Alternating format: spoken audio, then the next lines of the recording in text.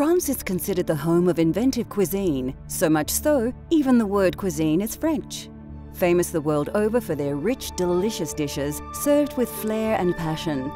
The French food culture embraces the idea that food should be savoured, enjoyed and experienced. Join us as we explore the cultural flavours of France.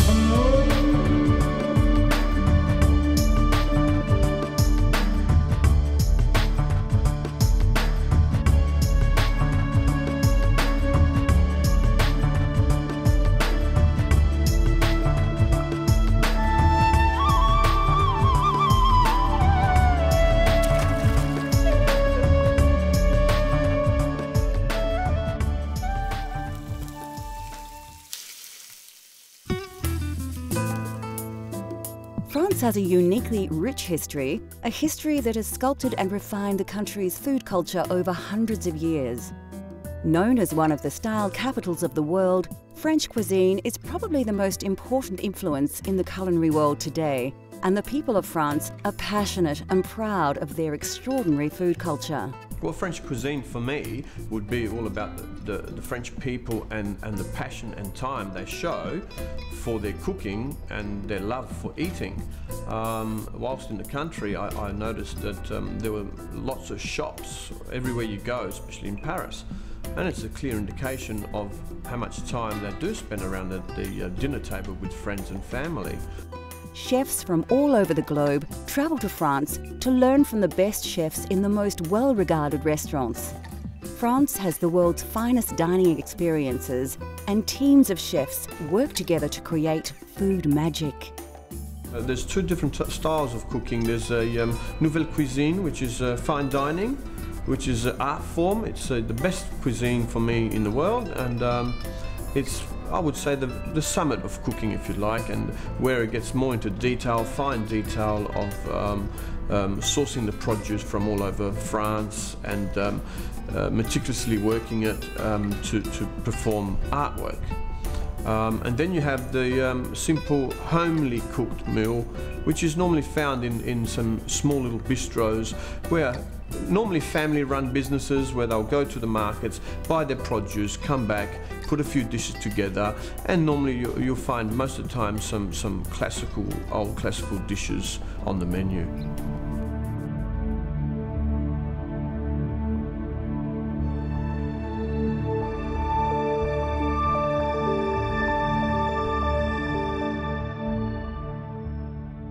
The French, like most cultures, vary their flavours by the season. This may not have a huge influence in our modern world, where most herbs and spices are available all year round, but traditional seasonal dishes are still flavoured by the season's produce.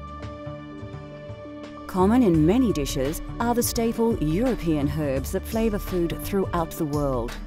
There are 4 herbs that are considered the mainstay of French flavours. These are known as fung herbe and consist of parsley, chives, tarragon and chervil. In French cuisine, the Italian variety of parsley is considered to be the most versatile and features in many dishes, and is also often used chopped as a garnish. Rosemary and thyme feature prominently in French cuisine, as do basil and marjoram. Fennel is famous for its aniseed flavour and is used from seed or sometimes bulb. The French embraced fennel in the late 19th century, partly due to the popular drink of the time, absinthe, which is flavoured with the aromatic herb. A herb often used in the preparation of white meats and vegetable dishes in France is sage. And finally, herbs are used in unique ways in France. For example, the bouquet garni, which is a bouquet of different herbs wrapped and tied and added to broths, stews and soup to infuse flavour, and of course, herbe de Provence or provincial herbs, which is a mixture of dried herbs, usually dominated by thyme, that is often used on grilled meats and added to vegetables and stews. French food is steeped in tradition, and unlike some cultures which have left some dishes in the past, the French are proud of their culinary history and embrace the unusual ingredients of yesteryear. This dish is probably one of the most famous. During my experience of spending some time in France, I actually did a harvest in the Bordeaux region, working with some lovely French ladies. Month of September, started raining. We were in between the vines picking grapes for the lovely Bordeaux vintage, and starting to rain, and all of a sudden these French ladies disappear. I'm wondering, where are they? And all of a sudden they come back, and bags full of snails, and also with an invitation for dinner that night. So that's probably the first experience I had with snails, which is quite an interesting one for me, and made me understand how important these little escargots are to the French and their French cuisine.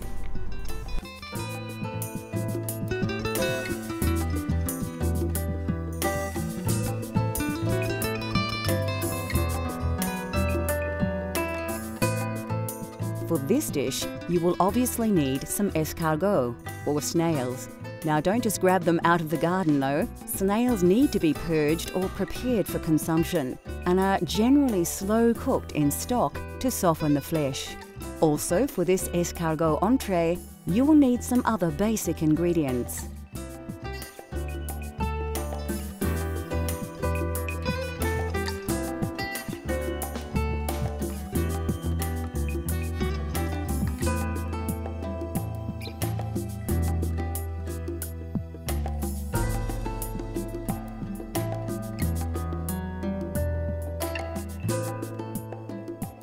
And finally, some spinach, as we will be serving this dish on a spinach bed. First of all, chop your cured veal, finely chop the walnuts and chop your garlic. This dish is quite rich with garlic flavour, more so than the majority of French recipes. Some dishes use whole cloves, but escargot requires a strong infusion of the herb. Finely chop the parsley and put it aside for later. You will also need to prepare your spinach. Select some of the nice leaves from the bunch and remove the woody stem right up to the leaf.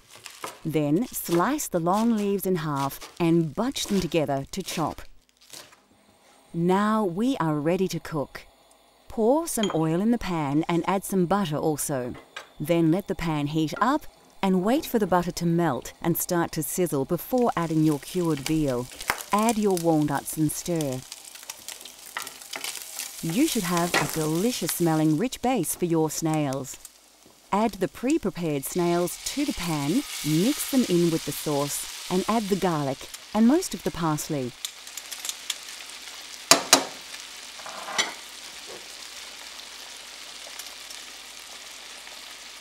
Cook the garlic and parsley through for a minute or so to release the flavours. Then add a little of the juice stock from the snails. Now add the white wine and simmer for a few minutes before putting aside while you cook your spinach. You can season a little here if you like. Don't forget to taste as you go though. Oil and butter another pan as you did earlier. Take your chopped spinach and place it in the pan to fry. Ensure it is well coated with butter. Season with a little salt and pepper, add a little water, then cover and simmer for a few minutes. Now your escargot on a bed of spinach should be ready to serve. Place the snails back on the heat just to bring up the temperature, then plate up the spinach. Pour some of the butter from the spinach pan onto the escargot and give it a quick mix before serving on the spinach bed. Sprinkle on some fresh parsley, and there you have a delicious, famous French favourite, escargot. Bon appétit!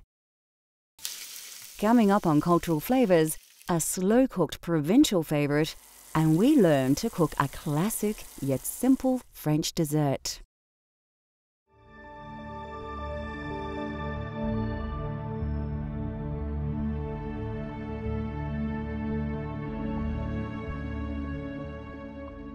Although French food is often rich and seemingly exotic, it's the preparation of the dishes that have forged this reputation, not the ingredients. The variation of vegetables in the cuisine of France is generally fairly limited, and are vegetables available to most people looking to recreate famous French dishes at home. Of course, carrots are the mainstay of the French dining experience. Both adult and baby carrots are used, and the French are famous for their glazed carrots. Although originating in Peru, the potato has become popular in France, but not until the early 1800s. It is thought to have been introduced to the region by Spanish sailors and soon replaced the turnip as the main root vegetable due to its easy cultivation. The turnip still has its place in the local cuisine though, as it is much more flavoursome. Leeks are popular in France and prized for their onion and cucumber-like taste. The white base is more often valued, but the green leaves are often used to wrap the bouquet garni. The familiar purple aubergine, or eggplant, features in the food of the region, as does zucchini. Mushrooms also play a vital role in French cuisine. Fitting into the seasonal nature of the cooking across France, mushrooms that usually start to appear after winter are a popular ingredient in hearty meals throughout the spring. Like Italy, truffles are highly prized and are one of the few places that have a thriving truffle industry. Originally a peasant dish, beef bourguignon or French burgundy has become a popular mainstay of French cuisine. A simple dish that is easy to cook, beef burgundy needs little preparation, but it does require a few hours to cook and is best served the day after. Beef bourguignon for me is again a very old classical dish that everyone knows all around the world, and it does come from the Burgundy region, using good quality red wine and making sure that you've got the right quantity of beef and vegetables mixed in, and let it cook nice and slowly, so it takes its time to take in all the different flavors from the different ingredients used. And yes, of course, the old truth is that it tastes better the next day. I think it gives all the ingredients time to come together in harmony and complement each other. The following day, it's like it's marinating in the fridge overnight, and then you cook it up and warm it up the next day, and it has this beautiful flavor again.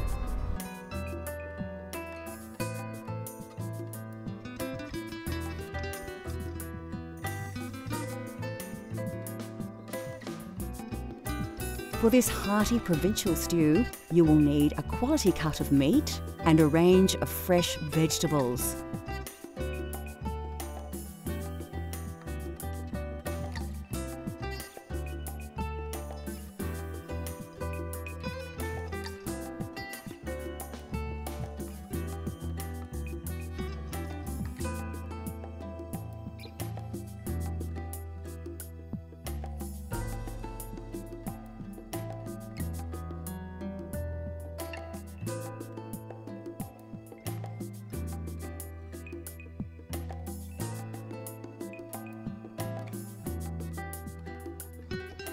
Also flavouring this dish is bouquet garni.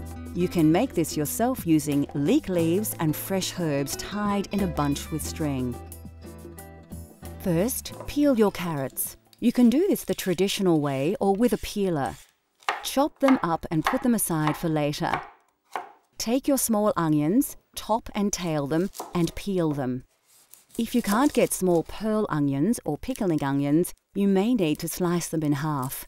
But don't chop them. Chop the large onion as normal for frying. To prepare your mushrooms, like the onions, you may need to chop them. If you have access to tiny button mushrooms, use them whole. Peel and chop your garlic very fine if possible, and finely chop your parsley.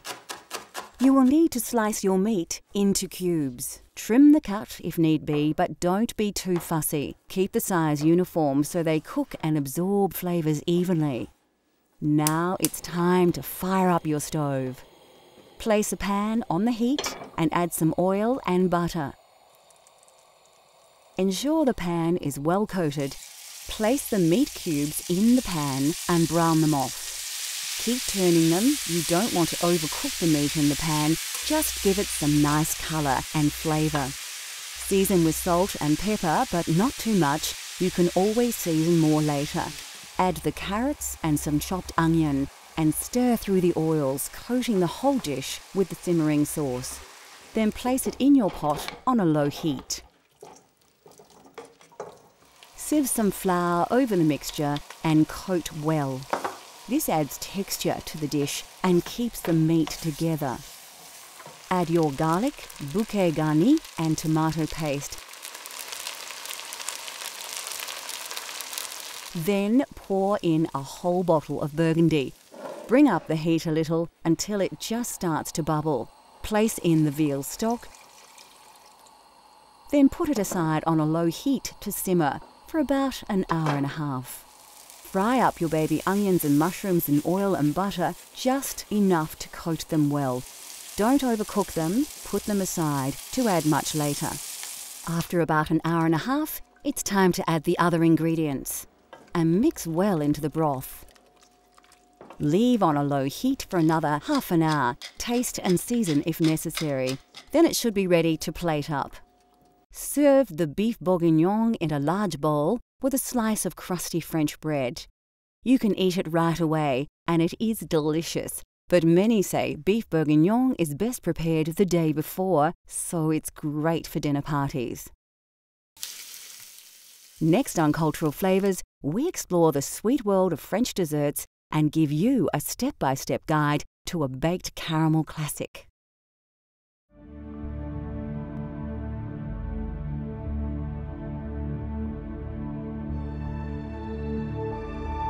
One more thing the French are famous for are their desserts and pastries.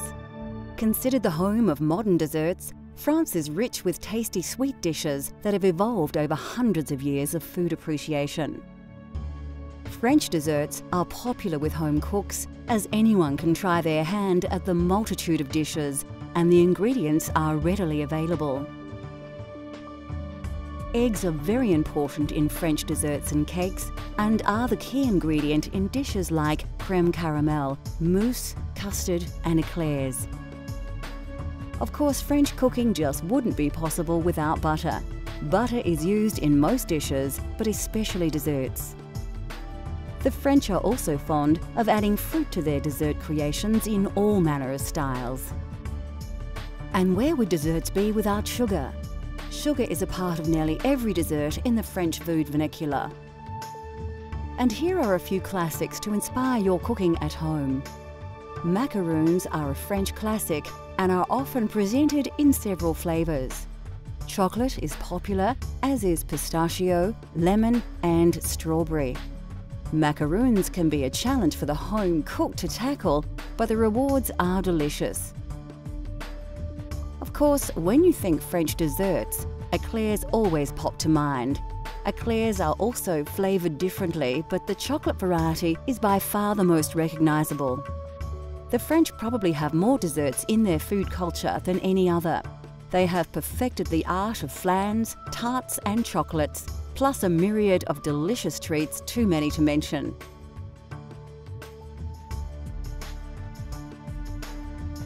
Another aspect of French desserts is, of course, the visual creativity.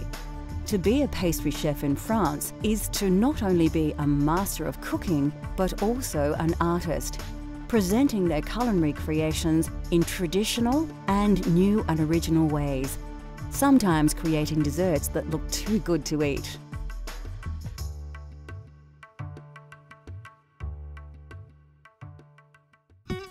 The French have made a true art out of desserts, yet they need not be complicated. The trick with this dish is timing. Let things cook too long and it will be back to the mixing bowl for another try. Well, the reason why I chose crème caramel is because it's an old classic and everyone knows it. I think that the art to making a good crème caramel is all in the cooking of the caramel, making sure that you don't let it go too dark and bitter.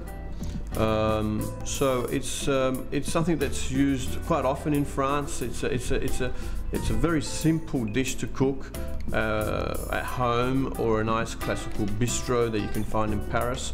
You'll find it on virtually every menu that you can find in France.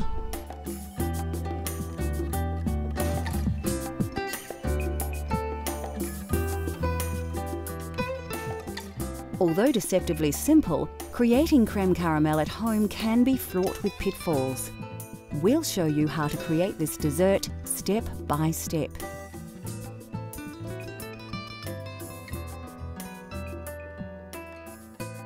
First, crack all your eggs into a mixing bowl. For this recipe, it's not necessary to separate the whites and yolks, so we're off to a flying start. The next step is to add your sugar.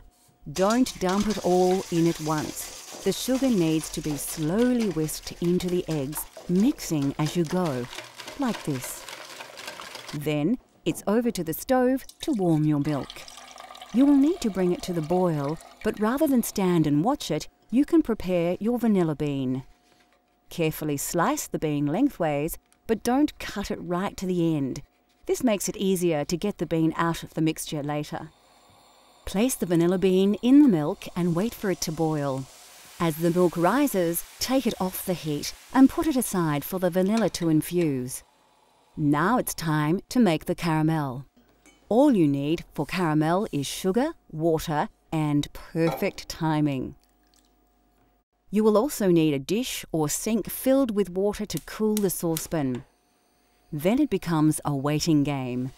You don't need to stir the mixture, just wait until the water